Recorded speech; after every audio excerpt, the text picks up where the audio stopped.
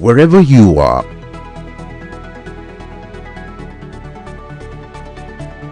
whatever you do, Ibrandtv got you covered with the latest news. On Ibrand News Now. It's about making history. Top-notch news analysis. Who knows how many of them that we have in governance? Entitled Breakfast Show. Welcome to another interesting edition of Ibrandtv. Business trends. Hello and welcome to Business 24. Entertainment gist. Hello and welcome to the BTS. Sport review. This is the arena. Fashion tips. This is brands and fashion on Ibrandtv. And a lot more. Keep watching Ibrandtv as we make your day worthwhile with quality TV broadcast. Ibrandtv. Business first.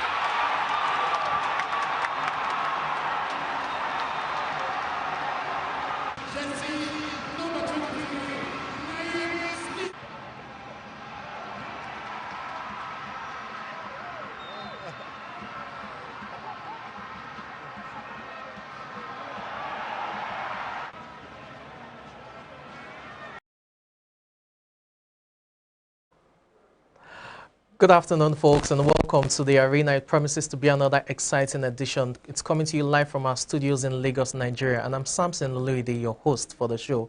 Now, that's the highlight of the match between Mali and Tunisia, which ended on a very, very controversial note, as the talking point had to do with the referee, Gianni Sikazwe of Zambia, who blew the final whistle twice. First in the 85th minute, which was 5 minutes, prior to regulation time, which is 90 minutes. And the second time was in the 89th minute when he seemingly adjudged he had given 4 minutes extra time. And that was to the fury of the Tunisian technical crew as well as the players who rushed at him at the end of the final whistle. That has been the talking point of the African Cup of Nations since yesterday afternoon when the match took place. And on that note, I welcome you to the show once again. Let's delve into it quickly as we can. Mali against Tunisia, it was the biggest game of yesterday's, proceedings, and it ended on a very controversial note. It was a match that was a very feisty contest, it must be said.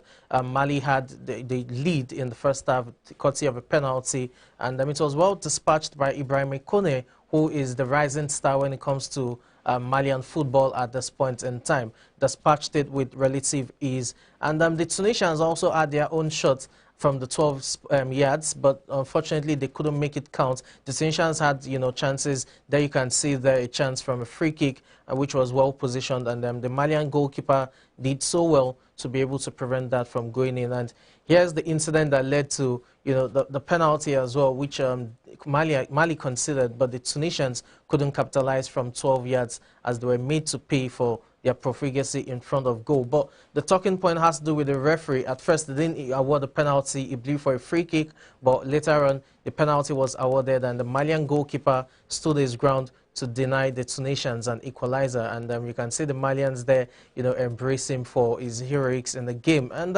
for Tunisians, it's quite understandable that they are, aggrieved by the referee's decisions in the match. That was the red card, straight red card that was awarded to the Malian player there. And there were calls for if that was even harsh in the first place because the contact was quite minimal. And it just shows you that the referee, Gianni Sikazwe, didn't have a very good day when it comes to the game between Mali and Tunisia. Now, it must be said that after blowing the whistle in the 89th minute and 47th second of the duration, the Malians, celebrated the victory and they went back to the dressing room, as well as the Tunisians. But CAF, having reviewed the incident, requested that the teams come back to the field of play to complete the duration, just to play for a few minutes. And while the Malians returned to the field of play, the Tunisians refused, citing that the referee was biased in his officiating. And as a result of Tunisia's reluctance to return to the field of play, CAF decided to award the victory to Mali. So that's the controversy that erupted yesterday at the African Cup of Nations. Talking about the match itself, it was a fierce contest and it was quite competitive, but the referee did not have a good day when it comes to officiating. Now, let's talk about the referee bit. Talking about Gianni Sikazwe from Zambia. It must be said this is one of the most experienced and probably one of the best referees Africa has. He's well experienced, having started refereeing matches, officiating matches as early as 2007. That's 15 years now when you consider we're in 2022. And this is a referee that has officiated at the World Cup in 2018, the Russian World Cup. He officiated 2 group stage matches. You had Japan against Poland. You also had the game between Poland and Japan in there. So the referee is well experienced. He has officiated in the CAF Champions League as well numerous times. And also in 2017, he was the one who was in charge of the African Cup of Nations final between Cameroon and Egypt, which the Cameroonians won by a lone goal. So this is a referee who is well experienced both on the continental stage as well as on the international stage. It's just unfortunate that he had a bad day yesterday. And it's yet to be seen if CAF will take a decision regarding stripping him of his duties when it comes to this year's edition of the African Cup of Nations. That's his first match that he handled yesterday. And we'll hear from CAF going forward if he would continue to officiate matches. But it wasn't a good sight to see. And it was another low-scoring game. It ended 1-0, and it was Gradel's 5th-minute strike that ensured that Ivory Coast was able to get all 3 points against the lowly rated Equatorial Guinea, who couldn't come to the party. It was quite competitive as well.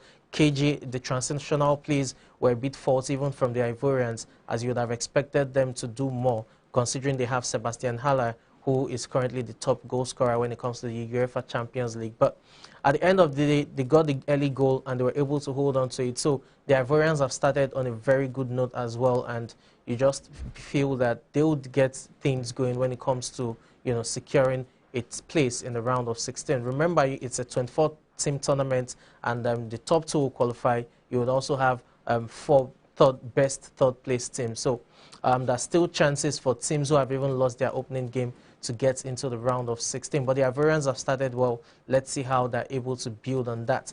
Now, let's take highlights of the match between Mauritania and Gambia. The debutants getting the victory in there. When we return, we'll discuss about that a bit. Just stick around.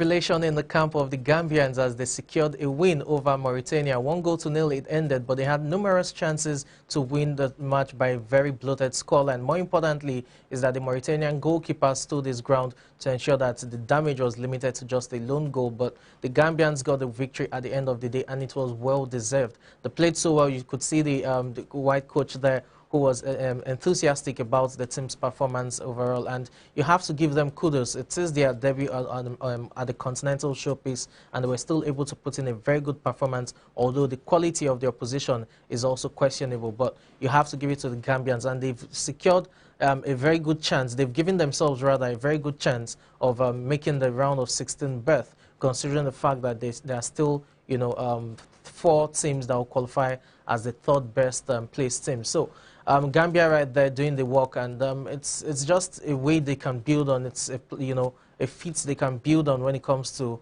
the competition itself. Let's see how far they can go. Most of the players are unknown. They have just 2 players who ply their trade abroad. The remaining are home-based players, but these lads are ready to make it count when it comes to the biggest showpiece on the continent, talking about the African Cup of Nations. Now, let's move forward quickly to preview of today's matches. And the big one will be the host city, Cameroon, who will be looking to get a win over Ethiopia to secure their place in the round of 16. Remember, today's matches is the beginning of round 2 of the group stage matches, and you have Cameroon, who will be slugging out against Ethiopia. And for the Cameroonians, it's almost like a straightforward win, this one. On paper, the Ethiopians are no match for the Cameroonians, but having witnessed the first match where Burkina Faso caused a stir, you could feel that the Cameroonians can afford to be complacent when it comes to the match against Ethiopia. For the Ethiopians, there's so much to play for. They lost the opening match to Cape Verde by a lone goal, so they will be looking forward to redeeming themselves and seeing if they can cause a shock upset. While for Cameroon, they'll be banking on the resurgence that we saw in the second half against Burkina Faso to ensure that they get their place into the round of 16. Cameroon against Ethiopia seems more like a straightforward match where Cameroon should be able to do enough to win the match. Remember, our predictions games is still on, and we're still awaiting our first winner of the of the games. Now, the good news is that Twitter has been, the Twitter ban has been lifted by the federal government of Nigeria. So, football lovers, there are no excuses this time around. Remember, the only time and condition for you to stand a chance to win a prediction game has to be that you follow us on our social media handles. On Instagram, it's Ibrandtv. On Twitter, it's Ibrand_TV.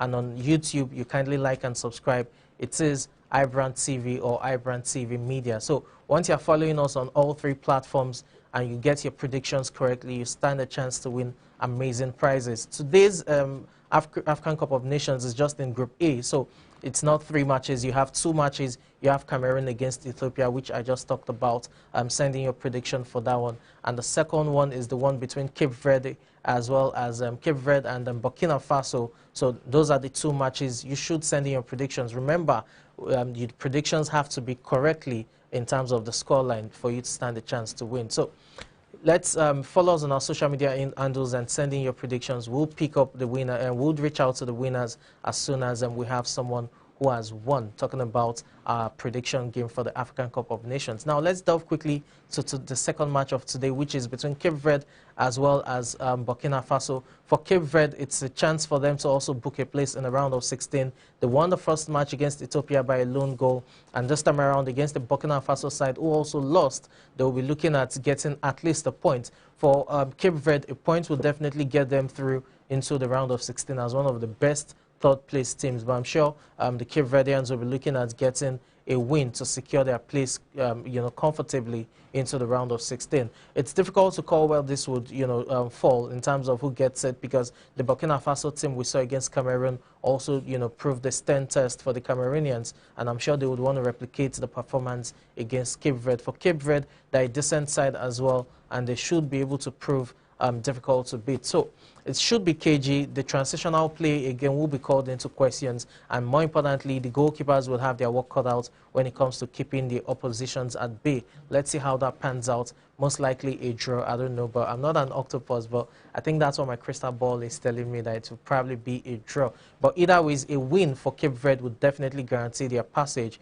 into the round of 16, while a loss for Burkina Faso will ensure that they're out of the competition, except if other teams, do not fare well, and then they secure a berth as one of the four best third-place teams. Regardless of how it pans out, it should be an entertaining affair. Talking about the match between Cape Verde as well as Burkina Faso. So moving on from there, let's delve now into European club football quickly, and we'll start with Carabao Cup matches. The match that was played yesterday between Chelsea and Tottenham Hotspur. It was a mountain to climb for Tottenham Hotspur.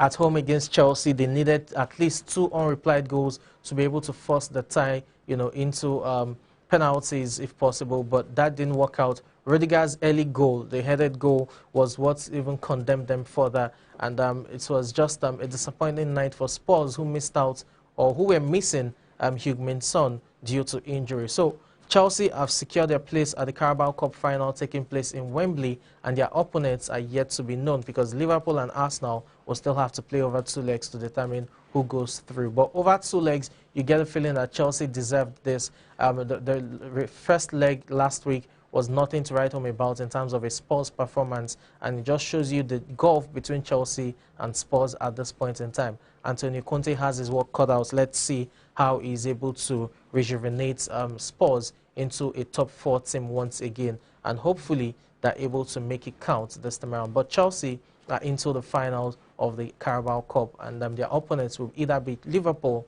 or Arsenal, depending on how both teams, fare in their semi-final matches. Remember, it's a 2-legged affair, with the first leg coming on later today. Now, let's move over to Spain, where Barcelona and Real Madrid played. It must be said the match took place at the King Fahd Stadium in Saudi Arabia, but it is the Spanish Super Cup, and this time around it was a 5-goal thriller, which ended in the extra time. Yes, Real Madrid running out 3-2 winners. And then for Barcelona, a Barcelona team that is undergoing some sort of redevelopment, it must be said that Xavi's men gave a good account of themselves against table toppers Real Madrid, with Carlo Ancelotti's men getting the win. You had the regular suspects, Vinicius Jr., who is on your screen, got a goal in the match. You also have Karim Benzema getting the 2nd goal for Real Madrid, and it was Federico Valverde who scored the winning goal for Real Madrid to get them into the final of the Spanish Super Cup. The other semi-final fixture will be today between Atletico Madrid and Athletic Bilbao.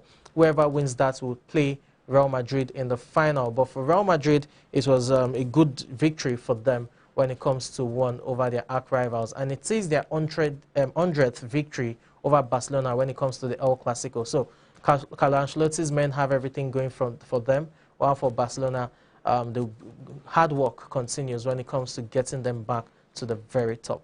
We move over from there now to the Italian Serie A, where it was the Italian Super Cup that took place last night between Inter Milan as well as Juventus, the league winners and the League Cup holders. And it was Inter Milan who ran out 2-1 winners, courtesy of a last-second strike by Alexis Sanchez, the former Arsenal man, scoring the decisive goal with the last kick of the match to ensure that Inter Milan are able to get through in terms of lifting the Super Cup. It was a very cagey match. Both teams had their chances, and it was Juventus who went ahead first with Winston McKennie getting the goal in the 5th minute, but he had Lautaro Martinez equalizing from the spot, and Inter Milan were just able to snug it when it comes to the winning goal from Alexis Sanchez at the very last minute. Now let's move over to England, where the Carabao Cup, as I mentioned earlier, the semi-final will take place. But for Liverpool against Arsenal, it is the first leg of the semi-final. They couldn't play last week due to Liverpool having COVID-19 issues as well as injury worries. So the match was postponed due to the COVID outbreak at Anfield. And this time around, the first leg of the Carabao Cup semi-final is taking place at Anfield. It's Liverpool hosting Arsenal, and it's one match that we should look out for. Remember,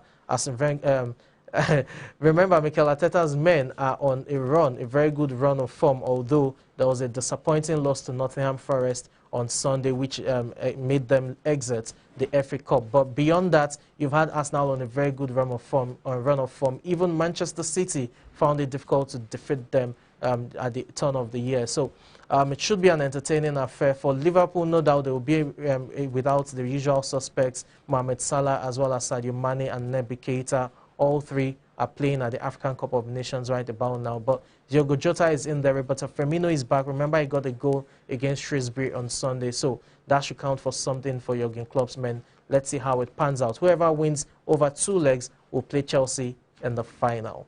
Let me take a breather right now. When I return, we'll be talking about the business aspect of sports. Please do stick around.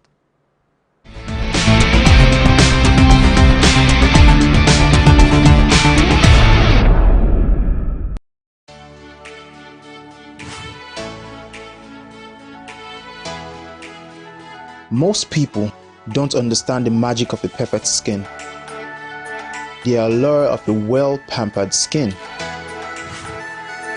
We bounce from skincare products to skincare products, from spa to spa.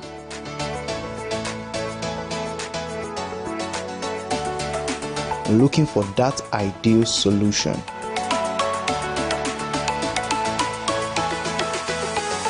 I found the solution.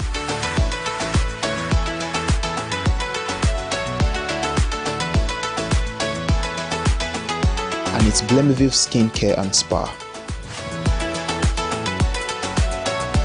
My name is Neil, and I'm proud to be a part of the Blemiville family.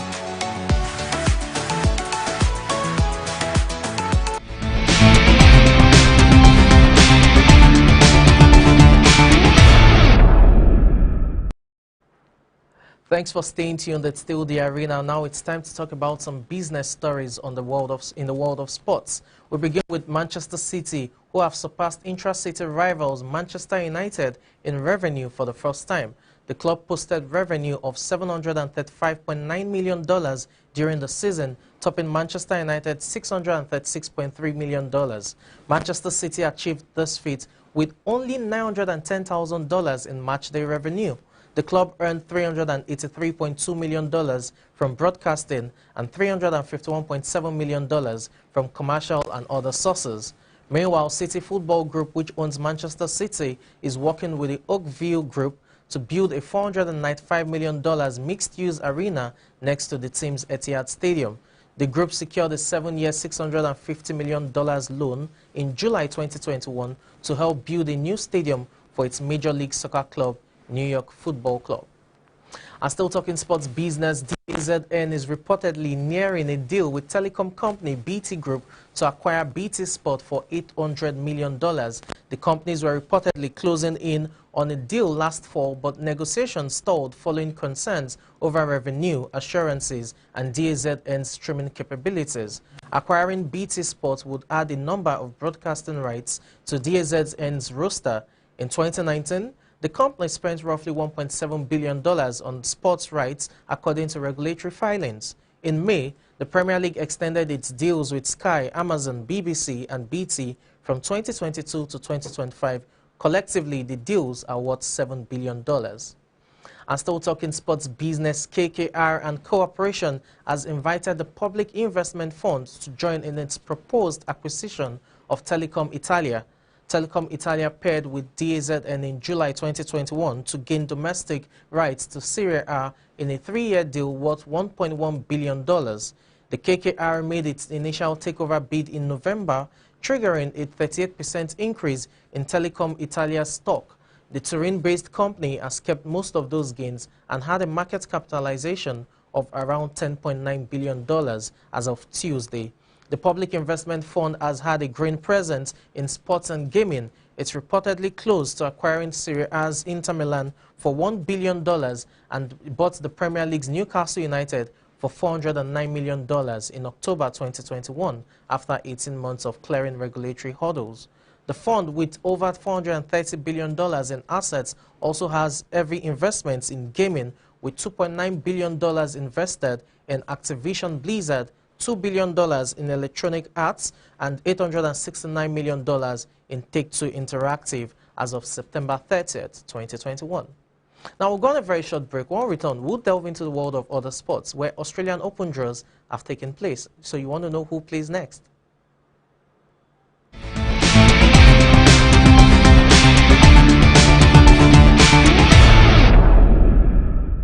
Swift Dry Cleaners Limited, professional dry cleaners. Best in dry cleaning and laundry services that meets the needs of our consumers. Yeah, Swift Dry Cleaners Limited. Swift Dry Cleaners Limited. Swift Dry Cleaners Limited. Swift Dry Cleaners Limited. Yeah, for clean wash and quick delivery. Yeah, Swift Dry Cleaners Limited. Swift Dry Cleaners Limited. Swift Dry Cleaners Limited. Swift Dry Cleaners Limited. For clean wash and quick delivery. Ooh. Swift Dry Cleaners. Clean wash, quick delivery.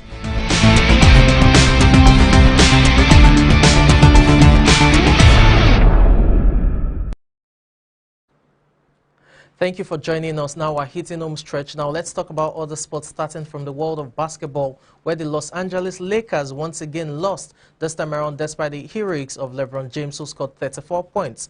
James has been putting up MVP numbers in recent weeks, and this time he couldn't sustain Lakers' run, having seen them lose back-to-back. The slump for Russell Westbrook continues as his poor form continued in the game against Sacramento Kings in a well-deserved loss for the Lakers. They ended up losing 125 to 116 points as they slumped to a 2021 start to the season. Meanwhile, the loss leaves them 7th at the Western Conference regards playoff race. Now, moving on from there to the world of Formula One, where the FIA, which is the governing body of Formula One, has begun its review of the Abu Dhabi Grand Prix, which took place last year on the 12th of December. Remember, that's the Grand Prix, the last of the 2021 calendar season, which determined the title race. And with Mercedes complaining about the decision of Michael Masi, the race director, and his implementation of restarting the race after the safety car has been deployed. The decision of Masi denied Lewis Hamilton a record 8th world title, with Max Verstappen winning his first. Now, the future of the British lies uncertain in terms of the sport, as he's yet to commit to 2022 season despite having a deal with Mercedes. And the FIA has decided that they'll speak to all key players, and the intentions will be known. And all key stakeholders as well, both the drivers, the team directors, as well as the officials and stewards, will all be discussed and will all be talked to with regards to moving forward from the controversy that erupted at the Abu Dhabi Grand Prix. Now, the inquiry into the Abu Dhabi Grand Prix is expected to end on or before the 3rd of February. Remember, pre-season testing begins in Spain on the 23rd of February, while you have the season opener starting in Bahrain on the 20th of March, talking about the curtain raiser for the 2022 Formula One season. It's yet to be seen if Lewis Hamilton will participate, but they will be hoping that he participates. And finally on the show, we wrap up with Australian Open, which has been marred with the controversy of Novak Djokovic's visa saga. But this time around, it's about the draws which have taken place. And despite the uncertainty of Novak Djokovic's participation, the draws are out and he's included in the draw. He has been drawn to face his fellow Serbian, Mojmir Kekovic, who will be in round 1. While for world number 1, Ashley Barty, talking about the women's category, she will be playing a qualifier, which is yet to be unknown. For US Open champion Ima Raducanu, she's seeded 17th for the championship, and she will be playing former US Open champion Sloane Stephens in a cracker, while you have Naomi Osaka, the defending champion for the women, who will be playing Camila Osorio in the mix as well. And for Nadal, world number 6, he will be playing Marcos Guarino as the first Grand Slam of the year takes effect. Remember, it is a 75 million Australian dollars prize money pool for this year's Australian Open title championship, and it is the biggest of all 4 Grand Slams when it comes to the world of tennis. It's on that note I say thank you so much to the production crew who has made this possible. Thank you to you, the viewers out there, who give me the momentum to keep this going. I'm Samson Oloyede. Till Arena comes your way tomorrow, please do have a wonderful day.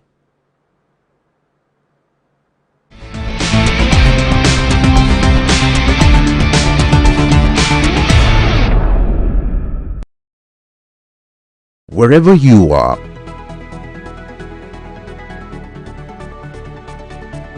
whatever you do, Ibrandtv got you covered. latest news, On iBrand News Now. It's about making history. top-notch news analysis, Who knows how many of them that we have in governance? Untitled Breakfast Show, Welcome to another interesting edition of iBrand Daybreak. business trends, Hello and welcome to Business 24. entertainment gist, Hello and welcome to the BTS. sport review, This is the arena. fashion tips, This is brands and fashion on Ibrandtv. and a lot more. Keep watching Ibrandtv as we make your day worthwhile with quality TV broadcast. Ibrandtv, business first.